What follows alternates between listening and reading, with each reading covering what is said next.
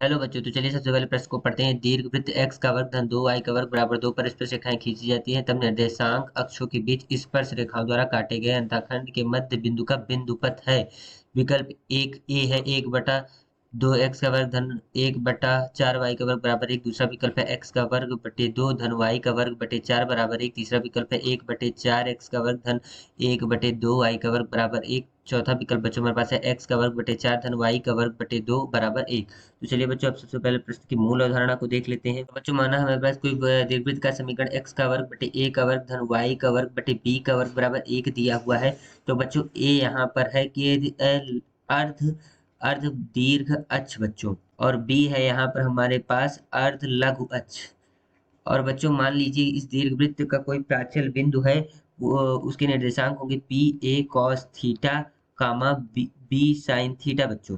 और बच्चों प्राचल बिंदुओं के रूप में अगर हम वृत्त के स्पर्शी स्पर्श रेखाओं का समीकरण देखें तो इसका सूत्र होता है, स्पर्श रेखा का सूत्र होता है बच्चों, स्पर्श रेखा क्या होती है, एक्स कॉस थीटा बटे ए धन वाई साइन थीटा बटे बी बराबर 1 बच्चों। तो चलिए अब सबसे पहले प्रश्न के हल को देख लेते हैं। बच्चों अगर हम अपना दीर्घवृत्त देखें तो यह है x का वर्ग धन 2y का वर्ग बराबर 2। तो इसको अगर हम पुनः लिखें तो ये हो जाएगा x का वर्ग धन 2y का वर्ग बराबर 2। अब बच्चों अगर इसमें हम दोनों पक्षों में 2 से भाग देते तो ये हो जाएगा x का वर्ग बटे 2 धन y का वर्ग बटे 1 बराबर 1। तो बच्चों यहाँ से हमारे पास अगर इसकी तुलना हम x का वर्ग बटे a का वर्ग धन y का वर्ग बटे b का वर्ग बराबर 1 से करें तो हमारे पास आ जाएगा a का वर्ग बराबर 2, यानी कि a बराबर हमारे पास वर्गमूल 2 आ जाएगा, b का वर्ग बराबर 1 यानी कि हमारे पास बच्चों b बराबर 1 आ जाएगा।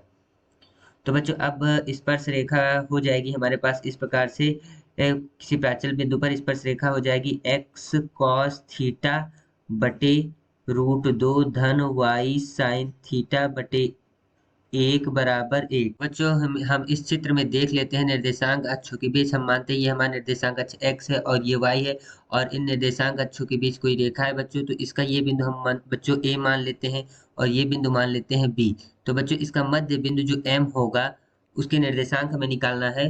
और बच्चों हमारा जैसा कि स्पर्श रेखा का स्पर्श रेखा हमने निकाली, वो स्पर्श रेखा है बराबर x, यहाँ से बच्चों x कॉस थीटा बटे √2 एक्स कॉस थीटा बटे वर्गमूल 2 धन वाई साइन थीटा बटे 1 बराबर 1 बच्चों। अब बच्चों अगर ए के निर्देशांक हमें निकालने हैं तो ए के निर्देशांक बच्चों हमारे पास होंगे ए यहाँ पर बच्चों y बराबर 0 होगा, तो अगर हम इस समीकरण में y बराबर 0 रख दें तो x के निर्देशांक हमारे पास आ जाएंगे x कॉस थीटा बटे वर्गमूल 2 बराबर 1।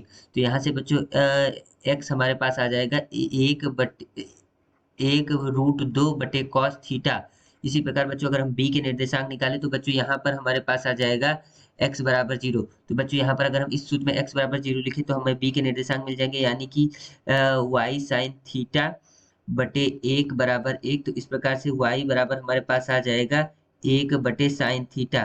तो बच्चों इस प्रकार हमारे पास b के निर्देशांक आ गए 0, 1 बटे साइन थीटा, और हमारे पास a के निर्देशांक आ गए √2 बटे कॉस थीटा कामा 1। अब बच्चों हमें m के निर्देशांक निकालने हैं। बच्चों यहाँ से हमारे पास a के निर्देशांक है √2 बटे कॉस थीटा कामा 0, और b के निर्देशांक है बच्चों हमारे पास b क्या है 0, 1 बटे साइन थीटा। अब बच्चों जो इनका मध्य बिंदु m है उसका निर्देशांक जैसे कि आपको पता है मध्य बिंदु x1 बटे x1 धन x2 बटे 2 होता है। तो बच्चों यहाँ से अगर हम इसका सूत्र देख लें तो मध्य बिंदु का सूत्र होता है x1 धन x2 बटे 2 कामा y1 धन y2 बटे 2। तो ये बच्चों ये मध्य बिंदुओं के निर्देशांक होते हैं। तो यहाँ से हम x1 धन x2 बटे 2 लिखे तो ये हो जाएगा √2 बटे 2 कॉस थीटा, और बच्चों कामा 1 बटे 2 साइन थीटा। बच्चों मध्य बिंदु m का अगर हम x निर्देशांक देखें तो x निर्देशांक हमारे पास है √2 बटे 2 कॉस थीटा। बच्चों यहाँ से हमारे पास आ जाएगा कॉस थीटा बराबर √2 बटे 2 गुणे x। और बच्चों अगर इसी तरीके से हम यहाँ पर देखें तो m का y निर्देशांक है 1 बटे y का निर्देशांक है 1 बटे 2 साइन थीटा। तो यहाँ से बच्चों अगर हम साइन थीटा का मान निकालें तो साइन थीटा बराबर हो जाएगा 1 बटे 2y। और बच्चों जैसा कि आपको एक सूत्र पता होता है साइन स्क्वायर थीटा धन कॉस स्क्वायर थीटा बराबर 1। साइन साइन थीटा का वर्ग धन कॉस थीटा का वर्ग 1 होता है। तो बच्चों साइन थीटा यहाँ से हमारे पास है 1/2 इसका हम संपूर्ण वर्ग लेते हैं धन, और बच्चों हमने cos थीटा का मान यहाँ से निकाला था। तो अगर बच्चों इसको √2 से √2 काटे तो ये हो जाएगा 1/√2x। तो इसको हम लिख देते हैं 1/√2x का संपूर्ण वर्ग बराबर 1। तो ये हमारे पास आ जाएगा 1/4y का वर्ग धन 1/2x का वर्ग बराबर 1। तो बच्चों ये हमारे पास अंतःखंडों के मध्य बिंदु का बिंदुपथ आ गया। तो बच्चों अब हम अपने विकल्पों में देखें तो ये हमारे पास 1/2x का वर्ग धन 1/4y का वर्ग बराबर 1, ये हमारा पहला विकल्प सही है। आशा करते हैं बच्चों आपको ये हल समझ आया।